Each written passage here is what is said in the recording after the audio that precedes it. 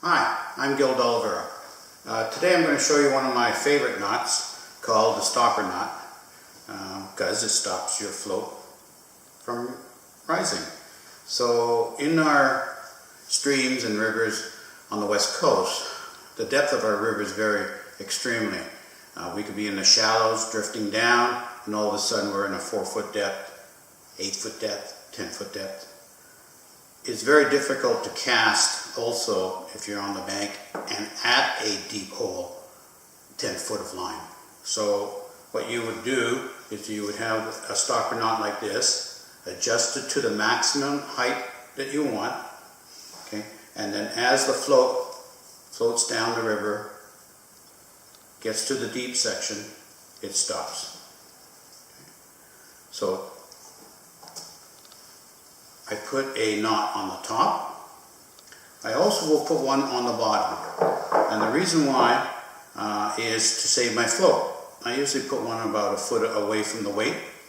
And the reason when you snap your line, quite often, the float just goes down, continues its journey down the river, where the stopper knot will stop it and saves your float so you can re-rig and save expenses.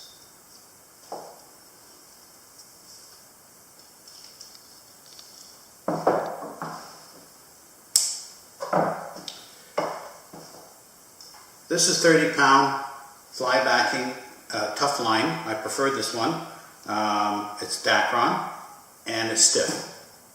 Okay. It holds its shape. So if I coil it, it holds the coil. So that gives me a better grip on the line to stay stationary. So I will move this out of the way. And we will do now lower than the float. So hold them together so they're parallel to each other. Okay, create a loop. There we go. And then with one tag end, wrap the Dacron line and the fishing line. I prefer 8 times.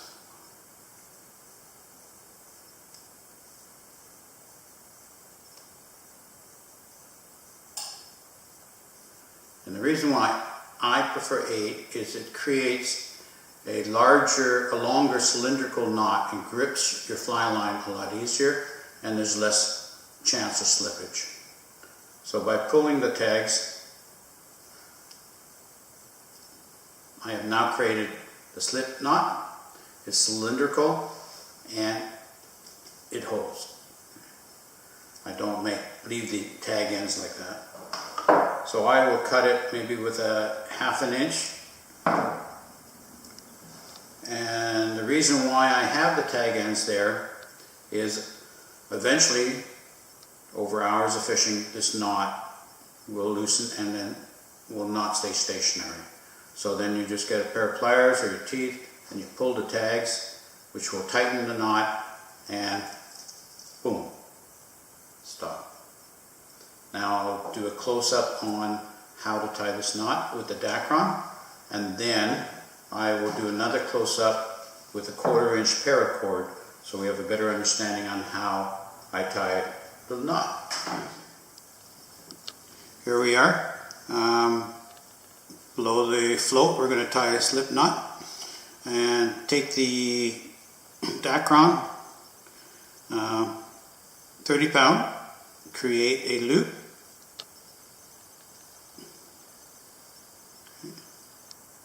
So it's just a crossover loop. And then with this tag end, you're going to wrap the line and the Dacron line, the fishing line and the Dacron line 8 times.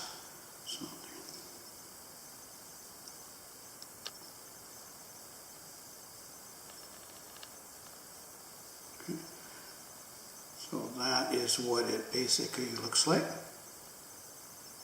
Okay, then you'll take the 2 ends and you'll slowly pull them together, pull them apart, sorry, pull the knot together, and smoothly it'll create a cylindrical knot.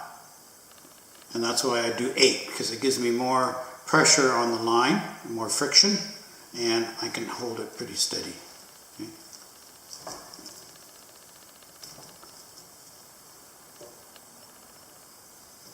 Then I cut the tag ends. I leave about 1/2 inch.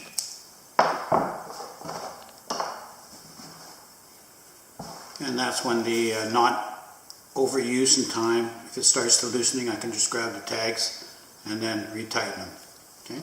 So this is the lower knot, and when your line breaks, it stops the float from running down the river. And that saved quite a few of my floats. And I'll usually set it about 1 foot away from the weight. Okay. Then the top knot is here. And based on the level of your water that you're drifting, the float will stay on top of the water, and as the water deepens, the float will start moving. And whether it goes to a 4-foot level, 8-foot level, 10-foot, 15-foot level, wherever you have put the knot, that's where it'll stop. And that just gives you a larger area that you can cover when we're fishing for steelhead and salmon.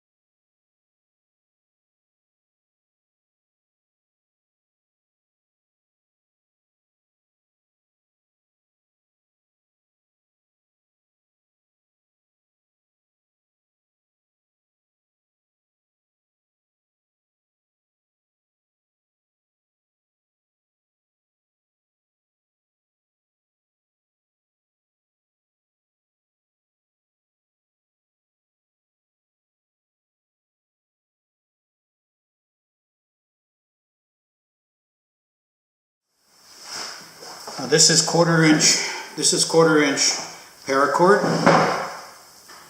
and just move the knot out of the way. I will show it to you again. We create a circle, a loop. There's the tag end. This is the other tag end, and we are going to wrap the fishing line and the paracord loop 8 times.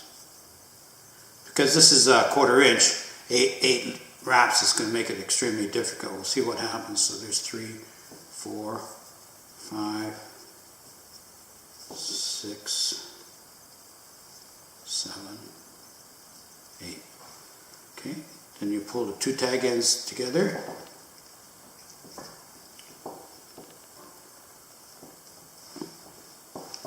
Yeah, because it's a thicker cord, it's not pulling as easy, but this is basically what it'll look like. So there's your 8 wraps.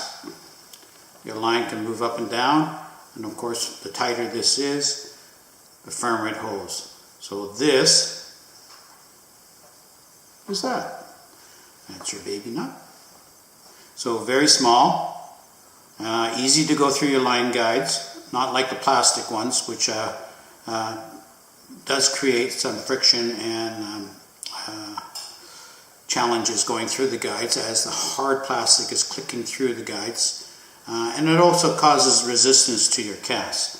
So that's another reason why I like to use the slip knot.